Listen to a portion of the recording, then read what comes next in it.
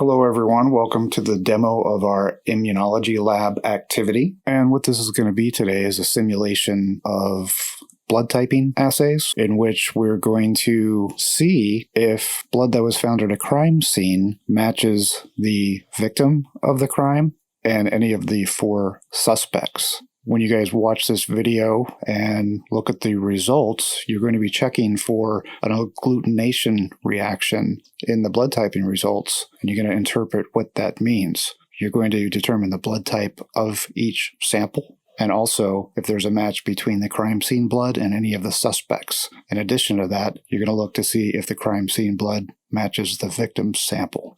So there are a few terms I would like to introduce you to today before we get started with the activity.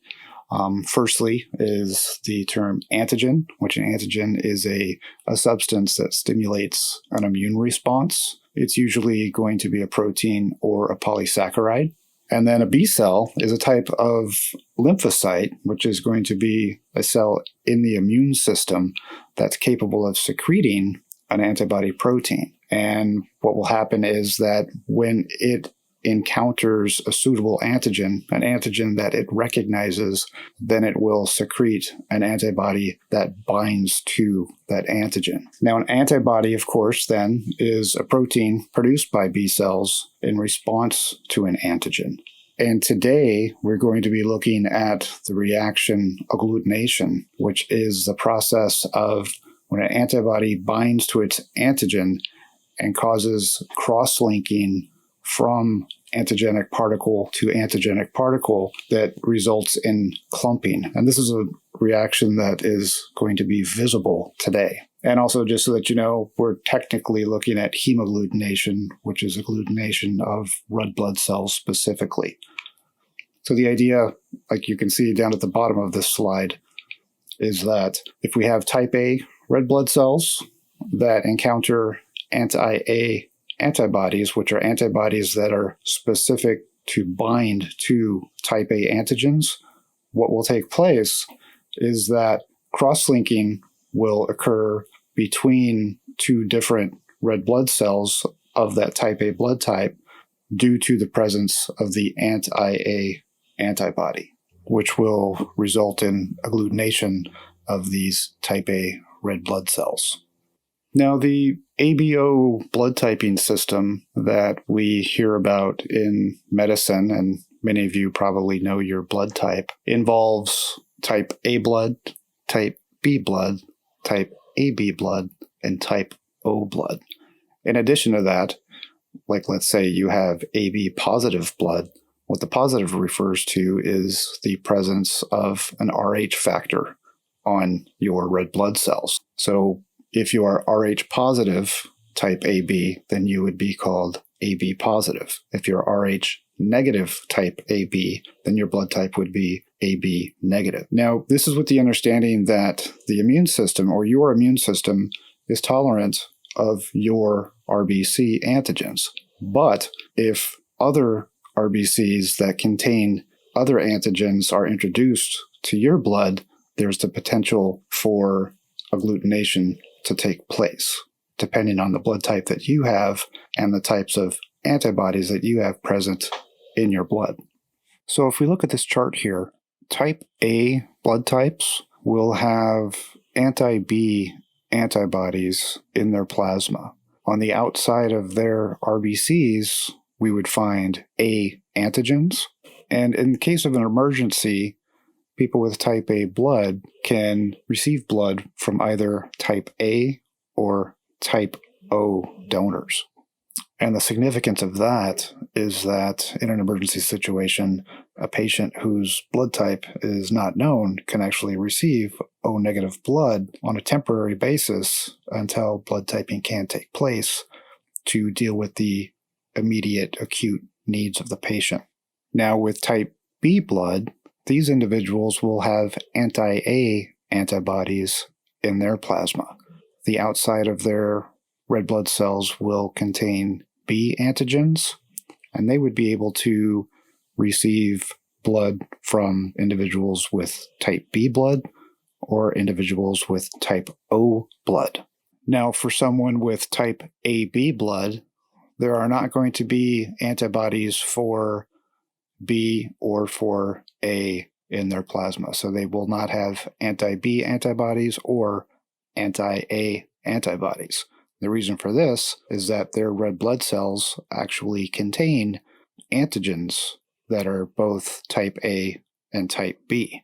Now, AB positive is considered the universal recipient in emergencies because they can receive blood from type A, type B, type AB, or type O. The reason why AB positive is a universal recipient and not AB negative is because that AB negative would actually have Rh antibodies in their blood. Now, someone with type O blood has both anti-A antibodies and anti-B antibodies in their plasma, and their red blood cells do not contain A antigen or B antigen. Now, O negative is considered the universal donor because those red blood cells do not contain A antigen, B antigen, or Rh antigen. So just as a quick reminder of what we're doing, we have 4 blood samples from suspects. We have 1 blood sample that was found at the crime scene. We have a blood sample for the victim. And then we also have anti-A, anti-B, and anti-Rh antibodies. We're going to be doing the tests on these spot plates like the one pictured here. So we're going to start by testing the victim's blood. So we're going to put 1 drop of the victim's blood in each of the 3 wells on 1 spot plate. We are going to put anti-A serum or serum containing anti-A antibodies into the well labeled A. And what this will do is if there are antigens on the RBCs that are type A, that sample in that well will agglutinate. Then we're going to take anti-B serum or serum containing antibodies that will bind B antigens and put a drop of that in the well labeled B. And once again, a positive test will indicate that there are B antigens present. And additionally, we're going to use anti-Rh serum, which contains antibodies that bind Rh antigens.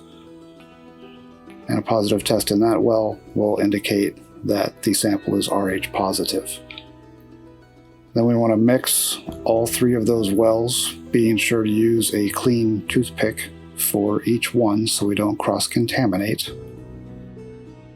And then we are going to wait several minutes for that sample to develop, for that sample to have a chance to agglutinate, and we're going to move on to the next sample. Now we're going to test suspect number 1's sample. Since you've already watched me go through this process 1 time, we're going to go ahead and speed it up a little bit.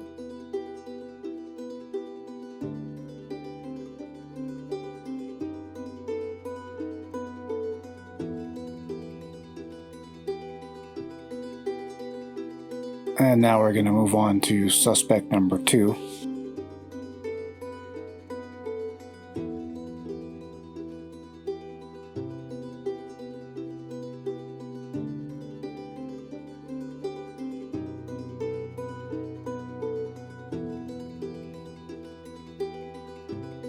And now time for suspect number 3.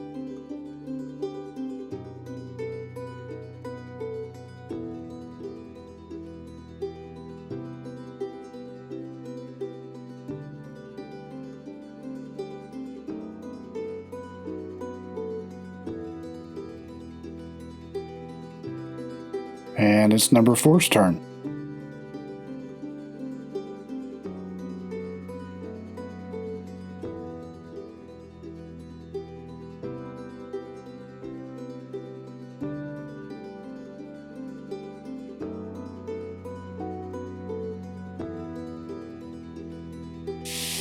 And now it's time to do the suspect blood that was found at the crime scene. So this is the sample that's going to be matched against the 4 suspect samples to see if one of them may have been the one responsible for the crime. And then it will also be checked against the victim sample.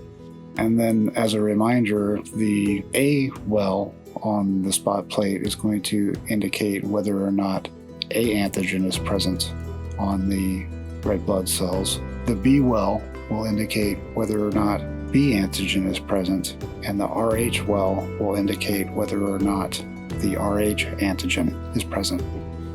And the results will be visible in a moment.